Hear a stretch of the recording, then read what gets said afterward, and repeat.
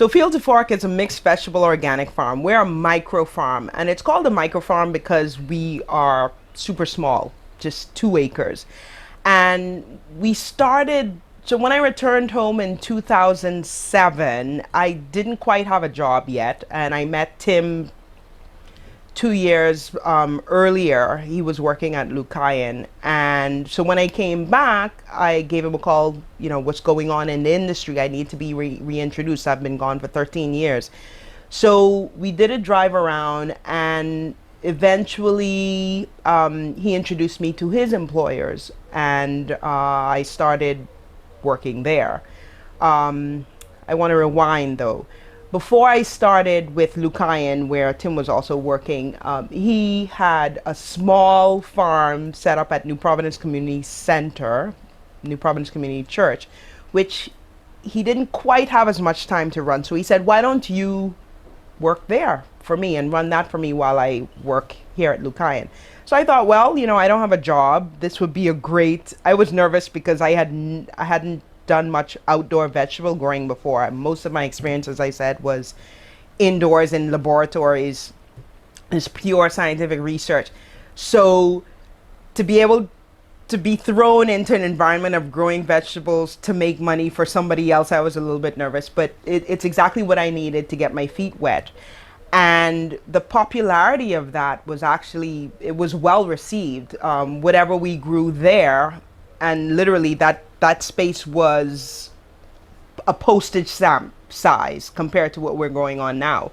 But it did produce quite a bit of vegetables, and we sold it on the weekends at the farmers market right on the very same site. So it was a lovely outing. People enjoyed coming and getting the fresh produce, and we invited other vendors to sell breads and baked goods and beverages. So it eventually became a nice Saturday morning scene. And because it was so popular, we wound up having lines 20 people deep trying to buy our vegetables. We weren't producing enough. And by that time, Tim and I were married, and we decided, okay, maybe we should look at this a little more seriously and expand. And because there's definitely a demand there. So we decided to formally establish the business and expand our growing area, and with a mission to not just grow good, healthy food using sustainable techniques, but to look at other vegetables that can be grown in our warm climate year round, to be able to offer a wide variety to the consumer. Because at that point, and we're still at this point a seasonal farm, growing during the winters, which kind of limits your variety of what you can grow. But by looking and hunting around the world, other warm areas where farming happens year round, to locate vegetables that can withstand our climate, and to be able to offer the consumer a wider variety of produce, so we could eat a quite diverse diet. So that grew from 2007, a hobby farm, to today on 2 acres, and we are growing quite a bit of product, and we sell not only direct to the consumer at the farmers market, but we've added a number of restaurants and resorts even. And it always amazes me how much food comes out of the farm that we are able to supply, a large facility like Albany, and restaurants that do hundreds of covers like Mahogany House and Social House. It's really a pleasure doing it. So Field to Fork has grown from just a little hobby farm where, we would sell stuff on Saturdays and immediately take some of the money, and go and buy a fancy sandwich for lunch, to a well-established farm serving, large restaurants and hotels and thousands of home consumers. So the impact that Field to Fork is having, if we look just in our immediate region, even just the city of Nassau, which, has the majority of the population of the Bahamas. I am grateful to say that I have the opportunity to have any impact on, this body of people. But being a country that imports in excess of $500 million worth of food, to be able to offer freshly harvested vegetables, the vegetables that I sell at the market and at the farm literally are harvested less than 48 hours before the consumer can purchase it and take it home and consume it. Now, why is that even important? Who cares? Importing food, the time it takes for the food to make it from the farm in California or Mexico, a lot of the vegetables that we consume here are coming from big producers. I mean, producers of thousands of acres of vegetables in California, Central America, maybe some in the eastern seaboard.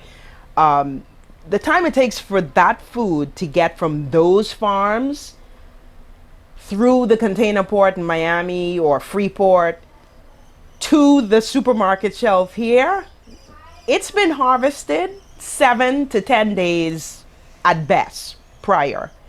So the minute you disconnect a plant or a plant part from the earth, it starts to decline, or it starts to die.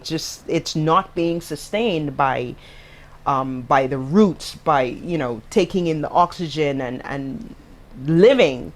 So a part of that decline is the breakdown of nutrients, right?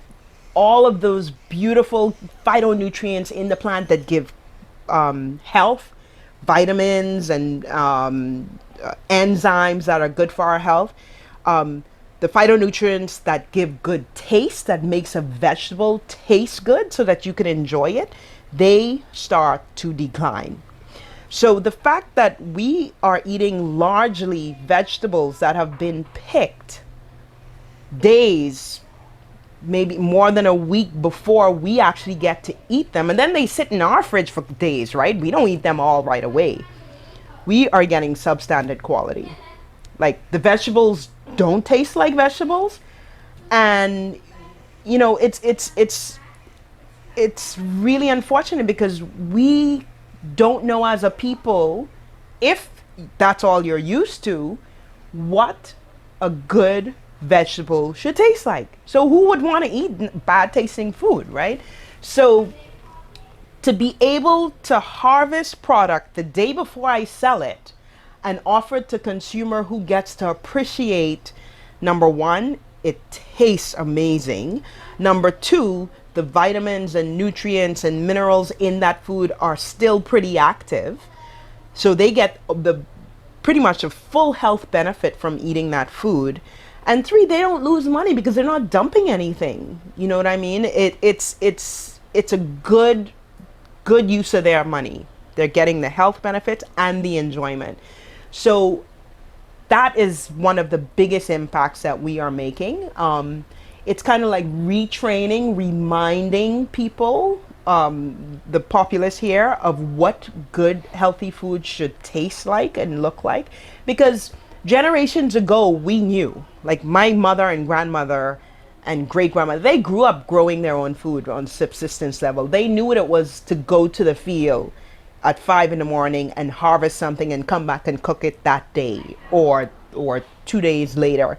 But now, you know, modern day life, we could go to the food store anytime we want. You know, we could get vegetables from Chile, from, you know, Colombia, from California, because, you know, the global food trade and shipping, that's well and good.